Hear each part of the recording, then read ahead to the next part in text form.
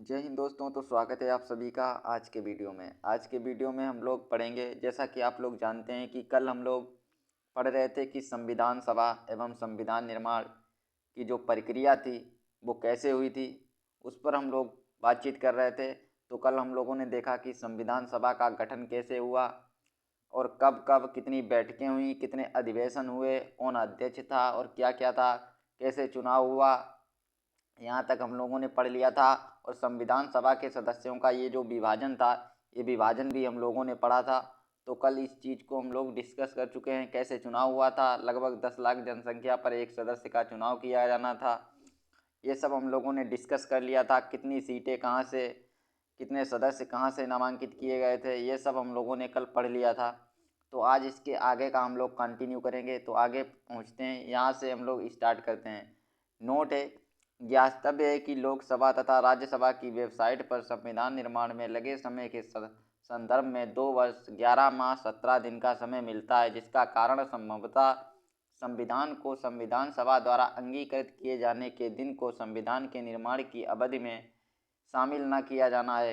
ये कहना चाहता है कि लोकसभा और राज्यसभा की जो ऑफिशियल वेबसाइट है, लोकसभा और राज्यसभा की जो ऑफिशियल वेबसाइट, उस पर संविधान निर्माण में जो समय लगा उसे कितना दिखाया गया, उसे 2 साल 11 माह और 17 दिन दिखाया गया है। तो ऐसा है। और बहुत सारी किताबों में हम लोग देखते हैं कि संविधान सभा जो संविधान निर्माण में लगा समय था वो कितना लगा, 2 वर्ष 11 माह और 18 दिन भी मिलता है। तो ये चीज़ क्लियर हो गई। आप लोग इस चीज़ को इसीलिए बताया गया है कि ज्ञातव्य है कि लोकसभा तथा राज्यसभा, मतलब इन लोगों ने ये जो समय है जिस दिन संविधान सभा द्वारा अंतिम दिन था, जब मतलब अंगीकृत किया गया, उस दिन को इन लोगों ने छोड़ दिया है। तो आप लोग इस चीज़ को याद रखिएगा। यानी इन लोगों ने जो संविधान जिस दिन अंगीकृत हुआ उस दिन को इन लोगों ने काउंट नहीं किया है, तो याद रखिएगा। तो अब यहाँ से क्वेश्चन बनता ही है। देखिए, ये कुछ समितियाँ हैं और उनके अध्यक्ष हैं। तो किस समिति का कौन अध्यक्ष था, यहाँ से क्वेश्चन अक्सर आता है। और यहाँ तक कि यूपीपीसीएस हो या आरओएआरओ हो, या यूपीपीसीएस या आरओएआरओ में, तो यहाँ से क्वेश्चन इस तरीके से आता है कि समितियाँ, एक तरफ समितियाँ दे देता है और एक तरफ व्यक्तियों के नाम दे देता है और मिलान करने के लिए पूछ देता है। तो आप लोग इन समितियों को याद रखिएगा। तो स्टार्ट करते हैं। जैसे कि प्रारूप समिति का अध्यक्ष कौन था, तो कौन था, डॉक्टर BR अम्बेडकर प्रारूप समिति के अध्यक्ष थे। जवाहरलाल नेहरू किस किस समिति के अध्यक्ष थे, तो संघ शक्ति समिति, राज्यों संबंधी समिति और संघीय संविधान समिति, इन तीनों समितियों के जो अध्यक्ष थे वो कौन थे, जवाहरलाल नेहरू थे। तो नेक्स्ट देखेंगे हम लोग। नेक्स्ट है सरदार वल्लभ भाई पटेल। तो प्रांतीय संविधान समिति और मौलिक अधिकारों, अल्पसंख्यकों एवं जनजाति और अपरिचित क्षेत्रों संबंधी सलाहकार समिति जो थी, उसके अध्यक्ष कौन थे, सरदार वल्लभ भाई पटेल थे। तो ये चीज़ भी आप लोग याद रखिएगा। और यहाँ पे डॉक्टर राजेंद्र प्रसाद किस किस समिति के अध्यक्ष थे, ये आप लोग याद रखिएगा। प्रक्रिया विषयक नियमों संबंधी समिति, कौन, प्रक्रिया विषयक नियमों संबंधी समिति, राष्ट्रीय ध्वज संबंधी तदर्थ समिति और संचालन समिति, इन तीनों समितियों के अध्यक्ष कौन थे, इन तीनों समितियों के अध्यक्ष थे डॉक्टर राजेंद्र प्रसाद। नेक्स्ट पे हम लोग चलेंगे। नेक्स्ट देखिए फ्रेंड्स, तदर्थ झंडा समिति, इसको हम लोग डिटेल में पढ़ते हैं। तदर्थ झंडा समिति, इसके अन्य सदस्य भी पूछे जाते हैं। तो इसके अन्य सदस्य कौन कौन थे, Abul Kalam Azad, Sarojini Naidu, KM Munshi, C Rajagopalachari, doctor BR Ambedkar, ये भी तदर्थ झंडा समिति के सदस्य थे। लेकिन अगर अध्यक्ष पूछेगा तो डॉक्टर राजेंद्र प्रसाद आंसर होगा। इसके गठन की बात करते हैं तो इसका गठन कब हुआ था, इसका गठन हुआ था 23 जून 1947 को। कब हुआ था, 23 जून 1947 को। नेक्स्ट है प्रारूप समिति को हम लोग डिटेल में पढ़ते हैं। प्रारूप समिति का गठन 29 अगस्त 1947 को हुआ। इसमें कुल सदस्य कितने हैं, कुल सदस्य अध्यक्ष समेत 7 सदस्य थे। अध्यक्ष कौन था, doctor BR Ambedkar.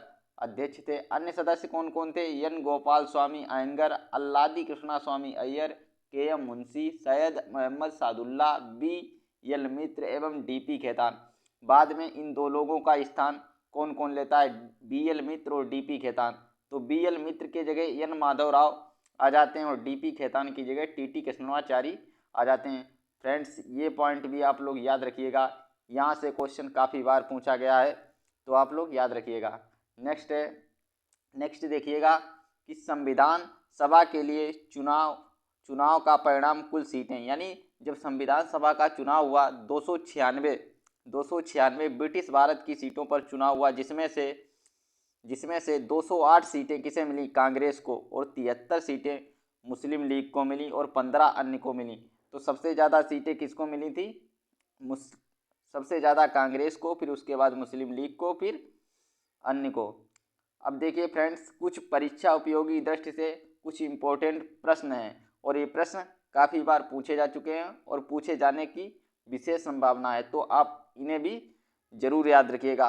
Question number 1 है, संविधान सभा की प्रथम बैठक की अध्यक्षता की थी, तो किसने की थी? सच्चिदानंद सिन्हा ने सच्चिदानंद सिन्हा ने की थी। अगर संविधान सभा के अध्यक्ष, प्रथम अध्यक्ष पूछे जाएंगे तो भी कौन होगा आंसर? तो भी डॉक्टर सच्चिदानंद सिन्हा ही होगा। अगर संविधान सभा के स्थायी अध्यक्ष पूछे जाएंगे तब आंसर बदल जाएगा, तब आंसर डॉक्टर राजेंद्र प्रसाद होगा। नेक्स्ट क्वेश्चन है, जवाहरलाल नेहरू ने संविधान सभा में उद्देश्य प्रस्ताव पेश किया, तो कब किया था? 13 दिसंबर 1946 को पेश किया था। नेक्स्ट है, संविधान सभा के लिए चुनाव हुआ, कब हुआ था? जुलाई अगस्त 1946 में चुनाव हुआ था। नेक्स्ट है, अंतरिम सरकार का गठन किया गया, कब किया गया था? 2 सितंबर 1946 को किया गया। नेक्स्ट है, भारतीय संविधान पूर्ण रूप से लागू हुआ, कब लागू हुआ? 26 जनवरी 1950 को भारतीय संविधान पूर्ण रूप से लागू हुआ। नेक्स्ट है, संविधान सभा में कुल सदस्य थे, तो कितने थे? 299 थे। अगर भारत विभाजन के पूर्व पूछे तो 389 यानी 389 थे। नेक्स्ट है, संविधान सभा के सदस्य निर्वाचित किए गए, कैसे किए गए थे? प्रति 10 लाख व्यक्तियों पर एक प्रतिनिधि के रूप में निर्वाचित गए थे। नेक्स्ट है, कैबिनेट मिशन के सदस्य थे, कैबिनेट मिशन के 3 सदस्य थे। Number 1 Pethick Lawrence, number 2 Stafford Cripps, number 3 A B Alexander. तो ये 3 सदस्य थे, इन तीनों नामों को आप लोग याद रखिएगा। नेक्स्ट है, संविधान सभा कांग्रेस थी और कांग्रेस भारत कहा, ये कथन किसने कहा कि संविधान सभा कांग्रेस थी और कांग्रेस भारत? ये वाक्य किसने बोला था या ये लाइन किसने बोली थी? ग्रेनविले ऑस्टिन ने बोली थी।